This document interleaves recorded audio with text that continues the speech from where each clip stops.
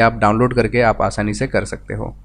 आज का जो टॉपिक है बहुत बहुत बहुत इंटरेस्टिंग है। आप में से कई सारे लोगों को ऐसा महसूस होता रहेगा कि पावर हमारे घर तक आती कैसे है, या वोल्टेज ट्रांसमिट कैसे होता है, या पावर जनरेशन होने के बाद हमारे घर तक आती है तो बीच में वोल्टेज इंक्रीज या डिक्रीज क्यों होता है, कैसे होता है। ये सब चीज़ों का आज मैं डिस्कस करने वाला हूँ इस वीडियो के अंदर, जो कि पावर ट्रांसमिशन और वोल्टेज के बारे में है।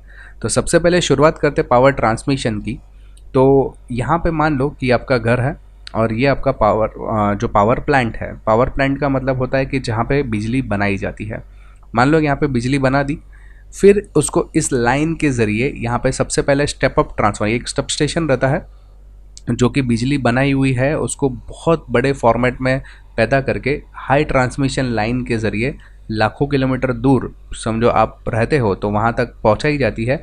और एक सबस्टेशन जो रहता है वो इस हाई टेंशन लाइन को कम वोल्टेज में कन्वर्ट करके फिर आपके घर के पास वाले ट्रांसफार्मर में आके और कम करके फिर आपके घरों में ये बिजली पहुंचाई जाती है। ये जो पूरा ट्रेडिशनल सिस्टम है जो आप आम तौर पे आपके दिमाग में रखते हो, हालांकि आज ये स्वरूप नहीं है, आज ये कुछ अलग प्रकार से आपको दिखाई देगा। कैसे, आपको वीडियो के अंत तक पूरा मालूम पड़ जाएगा। तो वीडियो को पूरा कंटिन्यू कीजिए और देखिए वीडियो में मैंने क्या क्या चीज़ें बताई हुई है। सबसे पहले शुरुआत करते हैं पावर प्लांट से। तो पावर प्लांट अलग अलग कंपनी के अलग अलग प्रकार से पावर प्लांट रहता है, जो कि अलग अलग फॉर्म में पावर को पैदा किया जाता है। अलग अलग स्वरूप का मतलब है अलग अलग टेक्नोलॉजी के साथ में है, जैसे कि hydro electric, wind, nuclear, biomass, solar thermal, geothermal, solar PV, natural gas और कोल। ये सब स्वरूप से, यानी कि ये सब माध्यमों से पावर्स जो है पैदा किया जाता है। आजकल आमतौर पे hydro electrical, wind, nuclear, solar, ये सब चीज़ें आजकल ज़्यादा चलती है। कोल वगैरह धीरे धीरे जो है वो बंद हो जाए, क्योंकि उसमें बहुत सारे साइड इफ़ेक्ट्स भी रहते हैं। तो ये सब जो टेक्नोलॉजी का हम लोग प्रयोग करते हैं एक बिजली पैदा करने के लिए एक पावर प्लांट के अंदर, ठीक है। तो पावर प्लांट जो रहता है वो इन चीज़ों पे निर्धारित रहता है। पावर प्लांट के अंदर एक जनरेटर रहता है और एक टरबाइन रहता है। मान लो यहाँ पे एग्जांपल दिया है थर्मो इलेक्ट्रिकल पावर स्टेशन का। मान लो ये आपकी डैम है जिसमें पानी भरा हुआ है और एक गेट रहता है। गेट में से थोड़ा थोड़ा पानी छोड़ा जाता है। ये थोड़ा थोड़ा जो पानी छोड़ा हुआ है एक टरबाइन के ऊपर टकराता है, जिससे टरबाइन मूव होता है और टरबाइन के ऊपर एक शाफ्ट लगा हुआ रहता है जो कि जनरेटर को चलाने का काम करता है।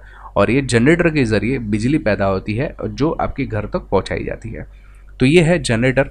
ये यहाँ पे एक ही जनरेटर दिखाया गया, ज़रूरी नहीं कि एक रहे, 2, 3, 50, 60 भी जनरेटर हो सकते हैं। डिपेंड आपकी जो पावर प्रोडक्शन हाउस है उसकी कैपेसिटी कितने हैं, उतनी जनरेटर्स वहाँ पे लगाए जाते हैं। तो वो डिपेंड करता है आपकी पावर की कैपेसिटी के ऊपर। तो यहाँ पे जो मेरा पॉइंट है वो डिस्कस करने का ये है कि जो पावर प्लांट रहता है उसके अंदर जनरेटर्स रहता है जो कि बिजली पैदा करने का काम करती है। लेकिन ये कितनी बिजली पैदा करती है तो उसका चार्ट ज़रा देख लेते हैं। आमतौर पे एक समझो पावर प्लांट है 2000 मेगावाट्स या 2 करोड़ वाट्स से भी ज़्यादा की बिजली पैदा कर लेता है, जो कि कुछ घरों के लिए काम करती है। तो ये जो इतनी मेगा वैट्स की जो बिजली बनाता है वो उसको प्रोड्यूस करता है, यानी कि जो हमारे जनरेटर्स है वो इतनी सारी बिजली बनाने का काम करती है। जनरली अगर मैं बात करूँ तो जनरेटर जो है वो कुछ वोल्टेज नॉर्मली 20 से 22 किलो वोल्ट का जो है सप्लाई बनाती है। 1 किलो वोल्ट का मतलब होता है 1000 वोल्ट्स। तो लगभग 22,000 वोल्ट्स, 20 से 22,000 वोल्ट्स का सप्लाई जो है एक जो है पावर प्लांट या एक जनरेटर बनाने का कैपेसिटी रहता है। तो यहाँ पे मैं बात करता हूँ कि पावर प्लांट मैं ऐसा गिनता हूँ कि जो पावर प्लांट है यहाँ पे इसकी जो क्षमता है वो 12,000 वोल्ट से लेकर 22,000 वोल्ट तक की एक क्षमता है।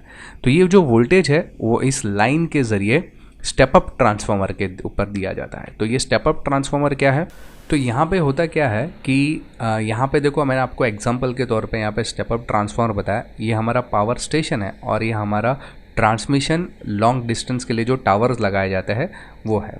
अभी इसकी ज़रूरत क्या पड़ती है मैं आपको एग्जांपल के ज़रिए समझाता हूँ। मान लो आप रहते हो मुंबई में और जो पावर प्लांट है वो अमरावती में है। तो वो अमरावती से मुंबई का डिस्टेंस कई 100 किलोमीटर या कई हज़ार किलोमीटर हो सकता है। मुझे मालूम नहीं कितना है, लेकिन मैं अंदाज़ा लगा रहा हूँ कि कई 100 किलोमीटर है। तो यदि पावर प्रोडक्शन करने के बाद बिजली जो बन रही है वो डायरेक्टली अगर मैं वायर के ज़रिए मेरे घर तक लेकर आने की कोशिश करूँ तो बीच में काफ़ी सारे रुकावट पैदा हो गए। रुकावट का मतलब होता है रेजिस्टेंस रहेगा, जिसकी वजह से जो मेरे घर तक आते आते बिजली बहुत वेस्ट हो जाएगी और मेरा बिजली का जो कॉस्टिंग है वो बहुत ज़्यादा बढ़ जाएगा। तो ये बिजली का जो लॉस होता है उसको बचाने के लिए करना क्या पड़ता है, एक स्टेप अप ट्रांसफार्मर लगाया जाता है। ये step up transformer power station के आसपास रहता है, जो कि पावर स्टेशन से आने वाली बिजली को जो आ रही है समझो 12 से 20,000 वोल्ट तक की, उसको बहुत ज़्यादा वोल्टेज में कन्वर्ट कर देता है। यहाँ पे कितना है, यहाँ पे देखिए आपको दिखा रहा है कि लगभग 350 मेगावाट में उसको कन्वर्ट करके फिर हाई टेंशन लाइन के ज़रिए उसको डिस्ट्रीब्यूट किया जाता है। यस, यहाँ पे बिजली का जो वोल्टेज है, यहाँ से जो प्रोडक्शन हुआ उसका वोल्टेज बहुत ज़्यादा इंक्रीज़ कर दिया जाता है और ये इंक्रीज़ करने के बाद हाई टेंशन लाइन के ज़रिए प्रवाहित किया जाता है, जिससे होता है क्या कि वोल्टेज बढ़ने पर जो करंट है वो अच्छी तरह से फ्लो होगा और बहुत कम लॉसेस हो। करंट का जितना हो सके मिनिमम लॉसेस करने की कोशिश की जाती है ज़्यादा वोल्टेज बढ़ाने पर, जिसकी वजह से जो बिजली का जो कॉस्टिंग है वो आपका नहीं बढ़ता है। तो ये जो होता है, इसलिए स्टेप अप ट्रांसफार्मर आपको आगे लगाया जाता है। ये स्टेप अप ट्रांसफार्मर के ज़रिए जो बिजली बाहर निकलती है, लगभग 12,000 वोल्ट को इन्होंने जो स्टेप अप ट्रांसफार्मर के ज़रिए 2,40,000 वोल्ट में उसको कन्वर्ट किया जाता है। यस, डायरेक्ट 12,000 वोल्ट को डायरेक्ट 2,40,000, हो सकता है कि ये नंबर्स आगे पीछे हो, लेकिन आमतौर पे मैंने जनरल नंबर्स आपको देने की कोशिश की है। ठीक है, तो स्टेप अप ट्रांसफार्मर का काम है वोल्टेज को बहुत ज़्यादा बढ़ा देना। 12,000 से डायरेक्ट 2,40,000 आपको, यानी कि 10 गुना बढ़ा दिया बिजली को, और उसके बाद में ये हाई टेंशन लाइन के ज़रिए प्रवाहित किया जाता है। प्रवाहित करने के बाद आगे आता है सब स्टेशन। तो ये सब स्टेशन क्या रहता है, यहाँ पे देख सकते हैं कि मैंने एग्जांपल देके पूरा बताया हुआ। पावर जनरेशन हुआ, ये जनरेशन से स्टेप अप ट्रांसफार्मर के ज़रिए ट्रांसमिशन लाइन, यहाँ पे कुछ केवीज़ में उसकी रेटिंग दी गई है। केवीज़ में बताया गया कि 700, 765, 500, 345 ऐसे अलग अलग केवीज़ में ये ट्रांसमिट किया था। इसके बीच अगर कोई बड़ी फैक्ट्री आती है जिसको बहुत ज़्यादा सप्लाई की ज़रूरत पड़ती है, तो उसके बीच जो है फैक्ट्री डायरेक्टली उस ट्रांसमिशन लाइन के ज़रिए अटैच्ड हो जाती है और वहाँ पे ज़्यादा मात्रा में अगर उनको बिजली चाहिए तो यहाँ से डायरेक्ट वो ले सकती है। लेकिन यहाँ पे मैं बात कर रहा हूँ हमारे घर की, जो कि ये मेरा समझो घर है, तो ये आगे जाके एक स्टेप डाउन ट्रांसफार्मर के पास आता है।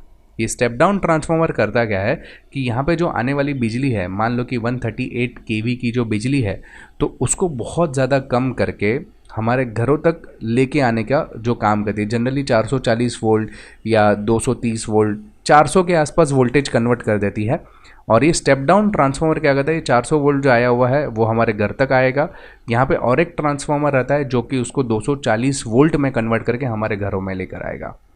इस बीच अगर कोई कंपनीज वगैरह रहेगी जिसको ज़्यादा मात्रा में सप्लाई की ज़रूरत पड़ती है, तो वहाँ पे ये ट्रांसफार्मर ना लगाते हुए ये इस ट्रांसफार्मर से डायरेक्टली भी उनको सप्लाई दी जाती है। डिपेंड करता है जहाँ पे जैसा डिस्ट्रीब्यूशन का प्रोसेस रहेगा उस तरीके से वहाँ पे ट्रांसमिट होता है। तो इन शॉर्ट अगर मैं बताने की कोशिश करूँ, पहले 12,000 वोल्ट को 2,40 वोल्ट में, 2,40,000 वोल्ट्स में कन्वर्ट कर दिया, हाई टेंशन लाइन के ज़रिए आगे भेज दिया। बाद में स्टेप डाउन ट्रांसफार्मर के ज़रिए इस वोल्टेज को कम कर दिया गया, वापस 12,000 जो था यहाँ पे 8,000 कर दिया गया। 8,000 वोल्ट को एक ट्रांसफार्मर के ज़रिए और कम करके, समझो हमारे घरों में रिक्वायर्ड है 240 वोल्ट, तो एक एरिया में जो लगे हुए ट्रांसफार्मर, ये सब स्टेशन का ट्रांसफार्मर है और ये हमारे एरिया का ट्रांसफार्मर है। ओके, ये दोनों में डिफरेंस है। ये सब स्टेशन क्या है उसके ऊपर भी मैं आ रहा हूँ। तो फिलहाल ये हमारे घरों के ट्रांसफार्मर आता है जो कि 240 वोल्ट कन्वर्ट करके हमारे घरों तक सप्लाई दी जाती है। तो ये है हमारा पावर का डिस्ट्रीब्यूशन। ओके, इतना समझ में आया। अभी बात करते हैं सब स्टेशन की। नॉर्मल जैसे मैंने आपको डिस्ट्रीब्यूशन बताया कि यहाँ पे समझो प्रोडक्शन होता है बिजली का, चाहे विंड एनर्जी से हो या हाइड्रोलिक एनर्जी से हो।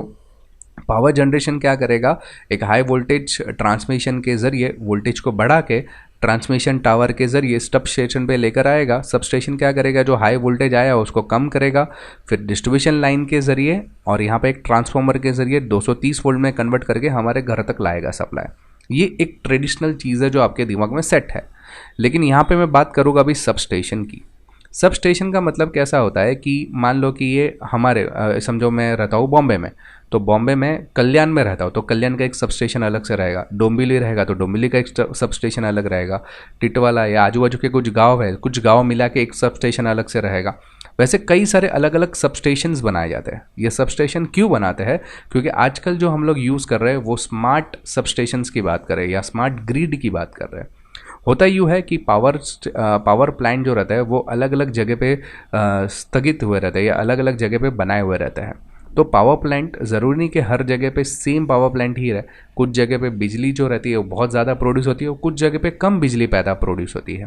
जैसे कि मान लो सोलर पावर प्लांट है, यहाँ पे मान लो ये सोलर पावर प्लांट है, ये हाइड्रो पावर प्लांट है, वैसा यहाँ पे कोल पावर प्लांट है, यहाँ पे समझो विंड पावर प्लांट है। सभी अपने अपने बिजली प्रोड्यूस करके होता यूँ है कि सबस्टेशंस के ज़रिए उसको कंट्रोल किया जाता है एक सेंट्रलाइज प्रोसेस के दरमियान। तो ये सेंट्रलाइज प्रोसेस को बोलते हैं हम लोग ग्रिड। क्या बोलते हैं? Power grid. तो ये पावर ग्रिड करता क्या है कि मान लो यहाँ पे एक प्रोडक्शन चालू है, यहाँ पे एक प्रोडक्शन चालू है, ये पावर ग्रिड उसको कंट्रोल करेगा और जहाँ जहाँ पे रिक्वायर्ड है उस तरीके से ये बिजली को डिस्ट्रीब्यूट करेगा। क्योंकि बिजली को हम लोग सेव नहीं कर सकते, बिजली को जमा नहीं कर सकते, तो डिस्ट्रीब्यूट तो करना पड़ेगा। और ये पावर प्लांट 24 घंटा काम कर रहे हैं, लेकिन ये सही ट्रांसमिट हो रहा है कि नहीं, बिजली की सही ज़रूरत कहाँ पर है वहाँ पे ये जा रहा है कि नहीं बिजली। तो ये सब जो निर्धारित करने का जो काम करता है वो पावर ग्रिड करता है। तो ग्रिड जो रहता है, यानी कि पहले तो सबस्टेशन की बात कर लूँ कि यहाँ पे जो कोल है, हाइड्रो है, ऐसे अलग अलग जो पावर प्लांट है वो एक हैवी ट्रांसमिशन लाइन के जरिए सबस्टेशंस पे आते हैं।